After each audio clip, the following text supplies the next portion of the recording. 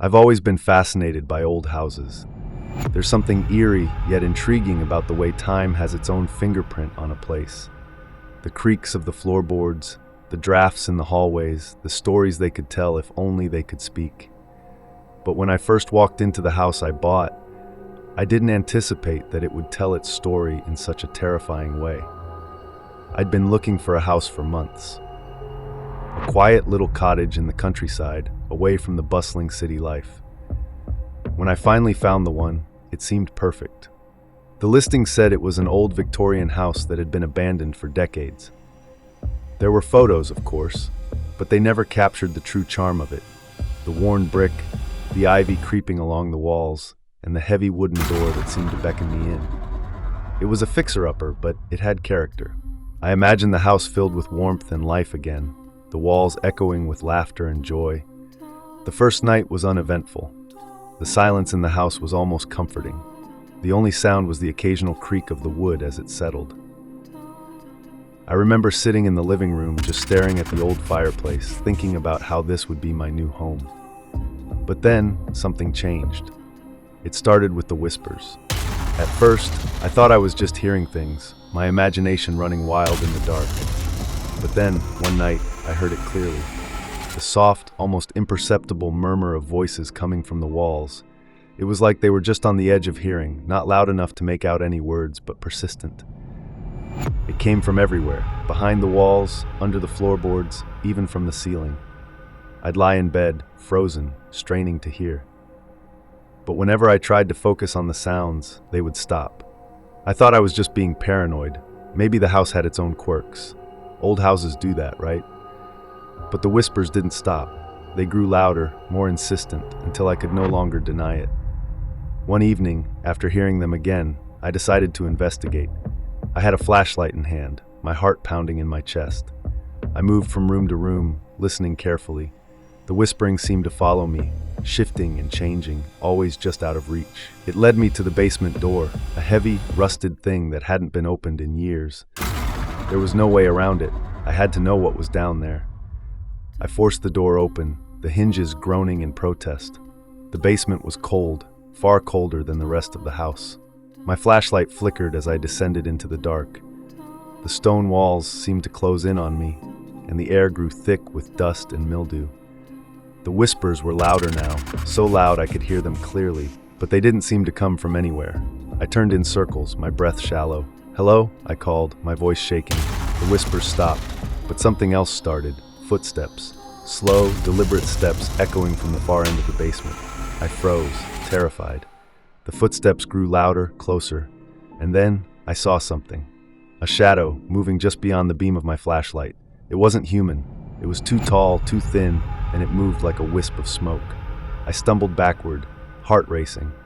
I tried to run, but my legs wouldn't move. My eyes were glued to the figure as it slowly advanced toward me. It came closer and closer until I could see its face, or what I assumed to be its face. It was a void, a blackness so deep that I couldn't comprehend it. Then, just as suddenly as it had appeared, it vanished. I scrambled up the stairs, slamming the basement door shut behind me. The whispers were gone, but the dread in my chest remained. I couldn't sleep that night. Every time I closed my eyes, I could still feel the presence, like something was watching me from the shadows. Days passed, and I tried to ignore what had happened. But the house wouldn't let me. The whispers didn't stop. They moved to different parts of the house now, as though whatever was in the walls was growing restless. It followed me, haunting every room I entered. One night, I sat in the kitchen, trying to focus on a book, when I heard something strange. It wasn't a whisper this time, but a faint scratching sound, like claws on wood. I hesitated, the hairs on the back of my neck standing up. The sound came again, louder this time. I stood up, heart pounding, and moved cautiously toward the source. It was coming from the pantry. My hand trembled as I reached for the door handle. Slowly, I pulled it open. Nothing. Just shelves of old jars and dusty cans. But then, as I was about to turn away, something caught my eye. A small, weathered box hidden behind a stack of cereal boxes. It was old, the wood cracked with strange symbols carved into the surface. Against my better judgment, I picked it up. It was surprisingly heavy, as if something inside was weighing it down. I carried it to the living room and set it on the coffee table. My curiosity got the better of me. I opened it. Inside, there was a note. It was yellowed with age, the ink smeared and faint. The words were almost illegible, but I could make out a few. Leave. It is already here. It knows your name. I froze. The whispers started again, but this time they were louder, more frantic. And then I heard it, a voice. Clear and unmistakable, it called my name. Emily. I dropped the box and ran. The next few days were a blur. The house became a prison. The whispers were constant, the footsteps relentless. It was as if the house itself was alive, feeding on my fear. I knew I had to leave, but every time I tried to step outside, something held me back. The door would slam shut, the windows wouldn't open. One night, I decided to confront whatever was in the house once and for all. I went back to the basement, the flashlight trembling in my grip. The air was thick, suffocating. The shadows moved like they were alive.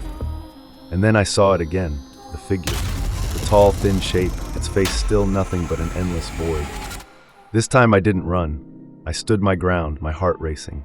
"What do you want?" I asked, my voice barely above a whisper. The figure didn't answer. Instead, it took a step closer and another, until it was standing directly in front of me. The cold from its presence was unbearable, and I felt my breath catch in my throat. Then I heard it, its voice, not a whisper, but a deep guttural sound like the earth itself was speaking. "You should never have come." Suddenly, the house seemed to tremble. The walls cracked, the floorboards splintered, the shadows swirled, closing in on me. I couldn't breathe. The darkness swallowed me whole. I don't remember how I escaped, but I did. I ran from the house, not looking back. When I reached the safety of the road, I looked at the house one last time. The whispers were still there, faint, but they were no longer calling my name. They were calling for someone else. This is my warning. Some houses aren't just buildings. They're vessels for things beyond our understanding. If you hear whispers in the walls, don't listen. Don't go looking for them. And whatever you do, don't open the boxes.